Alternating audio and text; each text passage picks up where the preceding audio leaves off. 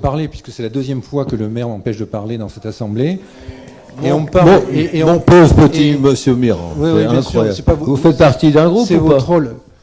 C'est que vos trolls. Vous faites partie d'un groupe ou pas? Et alors, il n'y a nulle part marqué dans le règlement intérieur qu'il y a un temps de parole adopté pour chaque groupe. Donc il est normal. Donc, normalement, dans cette assemblée, n'importe quel conseiller municipal a le droit de parler. Je suis désolé. Et c'est la deuxième fois que vous m'empêchez de parler. Allez, on vous laisse une demi-heure. Allez, on vous laisse une demi-heure. Tout le monde va être content.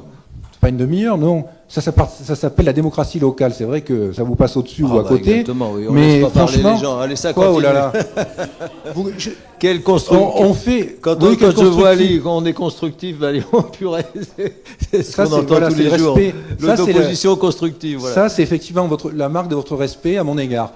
Ça fait longtemps que ça dure. Je respecte tout le monde, monsieur Mirand, si vous respectiez autant vos adversaires. Ça, c'est des mots. Si vous respectez autant vos adversaires que vous. C'est de me couper la parole, d'empêcher de parler. Voilà la réalité.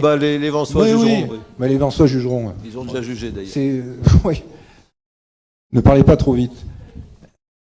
C'est un poulailler. Non, c'est pas un poulailler. C'est juste que on est bénévole ici. Enfin, moi, en tout cas, je dépense du temps et mon temps pour essayer de me coltiner ce budget et d'essayer de dire 2-3 choses que je pense sincèrement, et je trouve relativement manquant totalement de respect le fait de m'empêcher de parler et de m'empêcher de dire ce que j'avais à dire.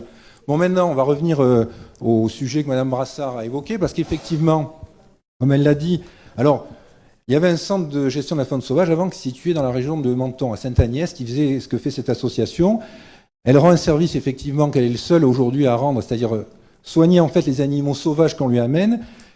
Alors cette association, elle rend beaucoup de services aux collectivités locales qui l'utilisent abondamment, mais pour qu'à mon avis l'utilisation des services de cette association soit optimale, il faut vraiment le faire en totale synergie avec notre prestataire Fourrière Animale, parce qu'il y a beaucoup d'animaux qui sont ramassés sur la voie publique par le prestataire que j'avais installé d'ailleurs il y a des années sur la commune, et diminuer le taux de mortalité des animaux qu'on récupère sur la voie publique en instaurant une synergie entre cette association et notre fourrière animale, c'est la meilleure manière de vraiment diminuer fortement la mortalité des animaux qu'on trouve dans l'espace public. Donc j'espère que ça va être fait.